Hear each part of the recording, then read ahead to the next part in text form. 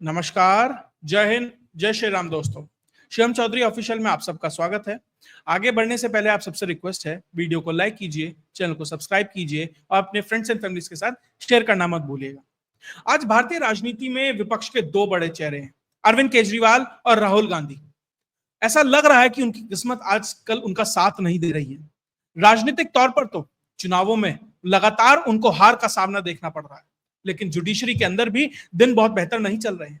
ऐसा लग रहा है कि नरेंद्र मोदी की सरकार तो उन्हें जीवन दान, अभयदान देने के पूरे मूड में रहे। जिस तरीके से हीला हवाली सरकार की तरफ से कोर्ट के अंदर होती है, ये ऐसा लगता है कि सरकार उतना सीरियस नहीं है इन दोनों के प्रति जितना सीरियस वो चुनाव के अंदर दिखाई देती है। लेकिन किस्मत साथ नहीं है तो क्या कर सकते हैं। दोनों जुडिशरी के अंदर घिरते नजर आ रहे हैं। पहले बात छोटे वाले की, पहले बात दिल्ली वाले की।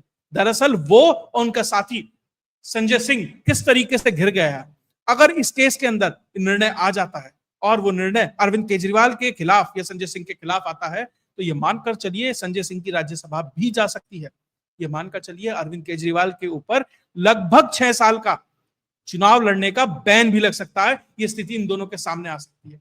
और ये बात है डिफेमेशन केस की। अरविंद केजरीवाल को वैसे तो कई डिफेमेशन केस का एक तरीके से कह सकते हैं एक्सपीरियंस है। अरुण जेटली हो, नितिन गडकरी हो, पंजाब के मंत्री हो, अलग अलग जगह अरविंद केजरीवाल पहले आरोप लगाते हैं और फिर लिखित में माफी मांग लेते हैं। लेकिन इस बार लग रहा है कि जिन्होंने डिफेमेशन का केस फाइल किया है वो बहुत मूड में नहीं है छोड़ने के अरविंद केजरीवाल को। और अगर ये केस उनके खिलाफ आ जाता है तो ये मानकर चलिए बुरे दिन अरविंद केजरीवाल के जो चल रहे हैं वो बुरे से बुरे हो सकते हैं।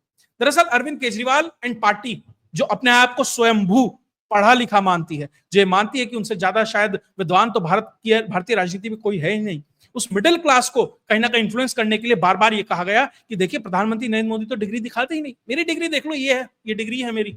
अरविंद केजरीवाल भले ही ये ना बताए कि मैनेजमेंट कोटे से IIT के अंदर एडमिशन मिला है, किन किन संस्थाओं के साथ काम कर कर उस लेवरेज का इस्तेमाल कर कर अरविंद केजरीवाल कहां कहां पहुंचे वो भले ही ना बताए, लेकिन हाँ प्रधानमंत्री नरेंद्र मोदी की डिग्री उन्होंने जरूर पूछी। बेहतर है, पूछा जाना चाहिए। अकाउंटेबिलिटी सेट होनी चाहिए। प्रधानमंत्री से लेकर ग्राम प्रधान तक की हर एक व्यक्ति जो भी एफिडेविट के अंदर मांगा जाता है इलेक्शन कमीशन में, उसे वो प्रोवाइड कराया जाना चाहिए। अरविंद केजरीवाल ने कहा कि प्रधानमंत्री नरेंद्र मोदी अपनी डिग्री दिखाएं। दो यूनिवर्सिटीज, गुजरात यूनिवर्सिटी हो, दिल्ली यूनिवर्सिटी हो, दोनों ने उसे सार्वजनिक किया। यहां तक कि दिल्ली यूनिवर्सिटी की जो डिग्री है उसके ऊपर तो प्रेस कॉन्फ्रेंस की गई अमित शाह के द्वारा। अब वो केस कोर्ट के अंदर है। लेकिन एक और केस है जो गुजरात यूनिवर्सिटी से जुड़ा है, वो भी कोर्ट के अंदर है। दरअसल अरविंद केजरीवाल डिग्री को लेकर पहुंच गए थे सुप्रीम कोर्ट तक। सुप्रीम कोर्ट ने कहा नहीं नहीं, इस मामले की सुनवाई तो लोकल कोर्ट में वहां पर होगी। दरअसल जब ये कहा गया अरविंद केजरीवाल के द्वारा गुजरात यूनिवर्सिटी से कि नरेंद्र मोदी की डिग्री दिखाई जाए, तो गुजरात यूनिवर्सिटी ने कहा सब कुछ ओपन में है। बात हाईकोर्ट तक पहुंच गई। हाईकोर्ट ने भी कहा कि भैया सारी जानकारी पब्लिक के अंदर है। जुर्माना लगाया गया कि आप कोर्ट का और यूनिवर्सिटी का जो समय है वो बर्बाद कर रहे हैं। लेकिन अरविंद केजरीवाल फिर भी नहीं माने, पहुंच गए सुप्रीम कोर्ट तक। उसके बाद मामला सुप्रीम कोर्ट ने कहा आप ट्रायल कोर्ट में वापस जाइए। उसके बाद जाकर गुजरात यूनिवर्सिटी ने उनके ऊपर एक डिफेमेशन का केस फाइल कर दिया कि वो दरअसल गुजरात यूनिवर्सिटी का नाम बदनाम कर रहे हैं। जो चीज सार्वजनिक है, जो चीज पब्लिक डोमेन में है, उसे अनायास ही मीडिया में उछालकर ऐसा प्रस्तुत किया जा रहा है कि गुजरात यूनिवर्सिटी कुछ छुपाना चाह रही है। लेकिन अरविंद केजरीवाल को लगा ये तो एक और डिफेमेशन केस है, झेल लेंगे, क्या दिक्कत है, चलता रहेगा। और बहुत सारे केसेस चल रहे हैं। बड़े बड़े वकील हैं, अभिषेक मनु सिंघवी जैसे बड़े बड़े वकील हैं जो मुझे जमानत दिला देते हैं। उन्हें ये लगा कि हो सकता है इसके अंदर भी छुड़ा लिया जाएगा। राज्यसभा भेजने का तो पेशकश था ही, 50 से 70 करोड़ रुपए की ऑलरेडी पेमेंट उन्हें अलग अलग सौजन्य से ऑलरेडी हो चुकी है अरविंद केजरीवाल को बचाने के लिए। तो उन्हें लगा भैया हम सत्ता में तो है ही, मुख्यमंत्री के ऊपर केस होगा, एक और केस में हाजिर हो जाएंगे सिंघवी साहब। लेकिन मामला उल्टा पड़ गया। अरविंद केजरीवाल चुनाव हार गए। अब उनके पास वो लेवरेज खत्म हो गया है कि वो उन महंगे वकीलों का इस्तेमाल कर कर अपने ऊपर चल रहे दर्जनों केसेस में उन्हें लाकर खड़ा कर दिया जाए। क्यों? क्योंकि पैसा जेब से तो जाता नहीं था। हियरिंग के जो वकील 5-5, 10-10 लाख लेता है उसे खुद तो देना नहीं। राज्य सरकार उसके लिए सारा प्रबंध कर रही थी, वही संजय सिंह के साथ हो रहा था। तो उन्हें लगा कि ऐसे ही चलता रहेगा। अरविंद केजरीवाल इसी मुखालते में थे ना, हम तो दिल्ली के मालिक हैं, सर्वदा के लिए राज करने के लिए आए हैं। लेकिन किस तरीके से सत्ता हाथ से चली गई, उसके बाद ये लेवरेज जो उनके पास ये हथियार था वो भी चला गया। अब उन्हें याद आया, भैया मेरे ऊपर तो इतने इतने केस हैं, अब जाकर उन्हें खुद से लड़ना पड़ेगा। तो पहुंचे जाकर गुजरात की अदालत के अंदर। जब उन्हें पता लगा, वहां पहुंचे तो ये पता लगा उनके ऊपर ऑलरेडी लगभग चार्जेस फ्रेम हो चुके हैं। चार्जेस फ्रेम होने का मतलब उनके ऊपर अब कोर्ट फैसला सुना सकती है कि भैया तुम्हारे ऊपर फला फला चार्जेस है डिफेमेशन में, और अगर उसके अंदर सजा हो जाती है तो आपने वो स्थिति राहुल गांधी के साथ देखी है। राहुल गांधी भी डिफेमेशन केस के अंदर ही थे। जब उन्होंने कहा था मोदी चोर होते हैं, तब जाकर उनकी सदस्यता चली गई थी। वो तो अलग बात है। कुछ कोर्ट फिक्सर राहुल गांधी के कहीं ना कहीं उस दायरे में थे, उन्होंने वो मदद की और जाकर कोर्ट से सुप्रीम कोर्ट से जाकर उन्हें राहत दिलाई। लेकिन अरविंद केजरीवाल के पास अब वो मुश्किल घड़ी आ गई है। अरविंद केजरीवाल कोर्ट में पहुंचे, पता लगा अरे साहब चार्जेस फ्रेम हो चुके हैं, क्या किया जाए। तब जाकर अरविंद केजरीवाल ने अब पिटीशन लगाई है, रिव्यू पिटीशन लगाई है।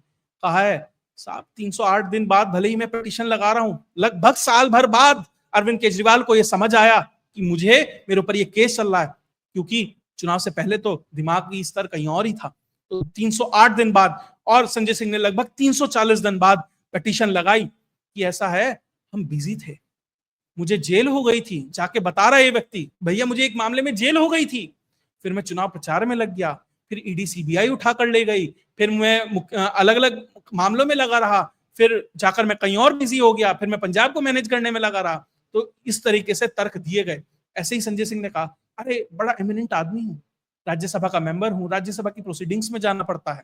हमने देखा है क्या करते हैं प्रोसीडिंग्स में, किस तरीके से राज्यसभा में खड़े होकर पर्चे उछालने का काम संजय सिंह करते हैं कि मुझे भी ईडी उठाकर ले गई थी, मुझे भी सीबीआई उठाकर ले गई थी, मुझे भी समय दीजिए, मैं भी चुनाव प्रचार में था। तो अदालत ने कहा भैया ऐसे चलता तो नहीं है। लगभग 10,000 रुपए का जुर्माना जैसा कुछ इनके ऊपर लगाया गया।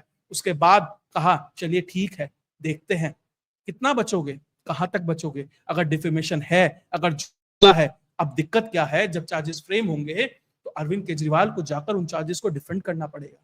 अरविंद केजरीवाल को जाकर यह बताना पड़ेगा कि भैया मैंने कहा था कि डिग्री फर्जी है या नरेंद्र मोदी के पास डिग्री नहीं है, जो भी तर्क दिया था उसे साबित करना पड़ेगा। गुजरात यूनिवर्सिटी के ऊपर लगाए गए इल्जाम या कहें जो बेतुके बयान है उन्हें साबित करना पड़ेगा। कैसे करेंगे अरविंद केजरीवाल साबित? गुजरात यूनिवर्सिटी तो साफ साफ कह चुकी है, सार्वजनिक है, सब कुछ पब्लिक डोमेन में है, जाकर देख लीजिए, वेबसाइट पे डला हुआ है। अरविंद केजरीवाल किस तरीके से झुटलाएंगे अब उन्हें, ये मुश्किल स्थिति उनके लिए हो सकती है। और ध्यान रखिएगा अब प्रेसिडेंट सेट हो चुका है। अगर राहुल गांधी उनसे बड़े वाले हैं ना, अगर उनके ऊपर डिफेमेशन केस साबित हो सकता है, अगर वहां की कोर्ट उन्हें अयोग्य घोषित कर सकती है, तो ये मानकर चलिए अरविंद केजरीवाल तो और ज्यादा रडार पर हैं, क्योंकि खास आदमी है डीप स्टेट के। तो निश्चित तौर पर कहीं ना कहीं दिक्कत परेशानी अरविंद केजरीवाल के लिए और संजय सिंह के लिए हो सकती है, अगर उनके ऊपर चार्जेस फ्रेम हो जाते हैं और अदालत ये मान लेती है कि उन्होंने डिफेमेशन किया और गुजरात यूनिवर्सिटी के पक्ष में ये जजमेंट आता है। तो अरविंद केजरीवाल की अभी तक तो टेंशन यही थी ना, अरे वो अरोड़ा साहब से सीट कैसे खाली कराई जाए ताकि राज्यसभा पहुंच जाऊं, अरे कैसे पंजाब के रास्ते कहीं घुसा जाए, या अगली चुनाव में दिल्ली के अंदर किस तरीके से वापस मुख्यमंत्री का रास्ता साफ हो। लेकिन अगर आपको सजा हो गई, मान लीजिए 2 साल से ऊपर की आपको सजा हो गई, तो साल आप कोई चुनाव नहीं लड़ पाएंगे। तो 8 साल में तो राजनीति बड़े बड़ों की खत्म हो जाती है। अरविंद केजरीवाल किस मूली है, संजय सिंह वो तो आए इसलिए थे अरविंद के साथ कि सत्ता में भागीदारी मिलेगी, डिबार ही हो गए। अगर सत्ता में भागीदारी लेने का मौका ही छीन लिया गया तो कहीं के नेता, कहीं की पार्टी तो बोरिया बस्तर उड़ाएंगे, किसी और पार्टी की तरफ चल देंगे, भावनाएं समाजवादी पार्टी। तो इन दोनों लोगों के लिए समय और स्थिति बहुत हो सकती है अगर इसमें कहीं ना खिलाफ या पक्ष में जजमेंट नहीं आता। उसके बाद ये तो छोटे वाले हुए, वालों के साथ भी दिक्कत बड़ी है। दरअसल उनकी तो नागरिकता पे ही खतरा है। यहां तो यह है कि भैया शायद हो सकता है चुनाव न लड़े, बाकी कम से कम भारत में तो रह सकते हैं भैया, भारत में तिहाड़ में जहां भी रहना है यहां रहेंगे तो। लेकिन राहुल गांधी के लिए स्थितियां और खराब हो चुकी हैं। राहुल गांधी के ऊपर वैसे तो लगभग 18 केस हैं, जिसमें से लगभग 14 डिफेमेशन के केसेस हैं, लेकिन उसके इतर भी उनके ऊपर कई और केस हैं। एक और केस है नेशनल हेराल्ड का, उसके अलावा एक और केस है दरअसल दोहरी नागरिकता का। सवाल यह है कि राहुल गांधी के पास क्या 2 पासपोर्ट हैं, एक भारत का एक ब्रिटेन का। यही केस इलाहाबाद हाई कोर्ट के अंदर विघ्नेश शिशिर ने किया है, जो कर्नाटक से भारतीय जनता पार्टी के कार्यकर्ता हैं। उन्होंने इलाहाबाद हाई कोर्ट के अंदर सारे डॉक्यूमेंट्स सबमिट किए, पासपोर्ट, आईटी रिटर्न्स, सब कुछ, कि किस तरीके से राहुल गांधी ब्रिटेन के नागरिक हैं, किस तरीके से राहुल गांधी वहां पर एक बैकऑप्स नाम की एक कंपनी चलाते हैं। ये सारे के सारे रिकॉर्ड्स वहां पर लाके उन्होंने कोर्ट के सामने रख दिए। एक और समानांतर केस सुब्रमण्यम स्वामी ने दिल्ली हाई कोर्ट में चलाया हुआ है कि भैया मैंने भी सारी जानकारी हाई कोर्ट ये मिनिस्ट्री ऑफ होम अफेयर्स को दे दी है, वो कोई एक्शन लेते क्यों नहीं? वो अलग केस है, वो क्रिमिनल केस है। और सुब्रमण्यम स्वामी वाला केस है कि जो मिनिस्ट्री ऑफ होम अफेयर्स है उससे कोर्ट सवाल पूछे कि भैया कोई एक्शन क्यों नहीं लिया जा रहा राहुल गांधी के ऊपर। अगर वो दोहरी नागरिकता रखते हैं तो निश्चित तौर पर भारत की नागरिकता उनकी कैंसिल हो जाएगी, लीडर ऑफ अपोजिशन, उनकी सांसदगी वो कैंसिल हो जाएगी, साथ ही उनके ऊपर क्रिमिनल केस चलेगा भारत में धोखाधड़ी का, पीपल्स रिप्रेजेंटेशन एक्ट का उल्लंघन करने का, पासपोर्ट एक्ट का, सिटीजनशिप एक्ट का, सबके उल्लंघन का जो केस है वो निश्चित तौर पर उनके ऊपर चलेगा। उनकी जो प्रॉब्लम है वो ज्यादा बड़ी है। अब इलाहाबाद हाई कोर्ट ने पहले 8 हफ्ते का समय केंद्र सरकार को दिया था अपना जवाब दाखिल करने के लिए, उस समय पूरा हो गया। अब वापस से उनसे कहा गया कि भैया जवाब दीजिए, ये सवाल पूछा गया है, क्या जानकारी है आपके पास, क्या इन्वेस्टिगेशन चल रही है राहुल गांधी की नागरिकता को लेकर? तो सेंटर ने कहा हमें 8 हफ्ते का समय दीजिए। कोर्ट ने कहा नथिंग डूइंग, ओनली 4 वीक्स, सिर्फ 4 हफ्ते के अंदर आपको जानकारी प्रोवाइड करानी पड़ेगी। दरअसल केंद्र सरकार ने कहा हम जो ब्रिटिश सरकार है उसके साथ बातचीत में है, उससे बहुत सारी इंफॉर्मेशन मंगा रहे हैं। अदालत ने कहा नहीं, सिर्फ 4 हफ्ते। क्यों बचाया जा रहा है राहुल गांधी को? क्या कारण है कि केंद्र सरकार की तरफ से, अगर विघ्नेश शिशिर के पास ये जानकारियां हो सकती हैं, अगर ये जानकारियां सुब्रमण्यम स्वामी के पास हो सकती हैं, तो केंद्र सरकार इसके अंदर क्यों ढीला हवाली कर रही है, क्यों इसके अंदर डिले कर रही है? इसके 2 ही कारण हो सकते हैं। पहला कारण, सरकार के पास जानकारी है ही नहीं। अगर ऐसा है तो राहुल गांधी के ऊपर जो ये केस है कहीं ना कहीं ये जल्दी ही मृत हो जाए, इसकी संभावनाएं कम लगती हैं। क्योंकि जिस तरीके से सुब्रमण्यम स्वामी अपने दस्तावेजों के लिए, पुख्ता दस्तावेजों के लिए मशहूर है, अगर उनके हाथ में कुछ है, और खासकर विघ्नेश शिशिर पार्टी के ही मेंबर हैं, पार्टी की सलाह के बिना तो वो कोई ऐसा झूठा केस करेंगे नहीं, अगर करते भी तो क्या पार्टी उन्हें रखती? तो निश्चित तौर पर केस में तो दम है। लेकिन फिर क्या मजबूरी है कि सेंटर की तरफ से राहुल गांधी के ऊपर कोई एक्शन नहीं लिया जा रहा, या कोई वो सबूत जो कोर्ट मांग रही है वो प्रोवाइड नहीं किया जा रहा। संभावनाएं ये लगती हैं कि जिस तरीके से किसान आंदोलन के बाद सरकार हर मुद्दे को कुछ ज्यादा ही ठंडा खाने के मूड में रहे। दरअसल अब सरकार ने वो शॉक थेरेपी देनी बंद कर दी है, जिसने कभी जीएसटी के नाम पर, कभी 370 के नाम पर, कभी डिमोनेटाइजेशन के नाम पर दी। अब, और वही किसान आंदोलन के समय भी हुआ था। अब सरकार चाहती है कि गेंद पब्लिक के बीच में गिरी जाए। अब बात सरकार चाहती है कि परसेप्शन पब्लिक के अंदर क्रिएट किया जाए और पब्लिक के अंदर से आवाज उठे कि भैया इस चीज के ऊपर होना चाहिए, और वो मुद्दा जुडिशरी के पास पहुंचे, और जुडिशरी के माध्यम से चीजें जब निकल कर आए तो सरकार ये कहे हमने तो किया ही नहीं, ये तो पब्लिक कह रही थी और अदालत कह रही थी। कुछ ऐसा ही हमें वक्फ के अंदर होता दिखाई दे रहा है।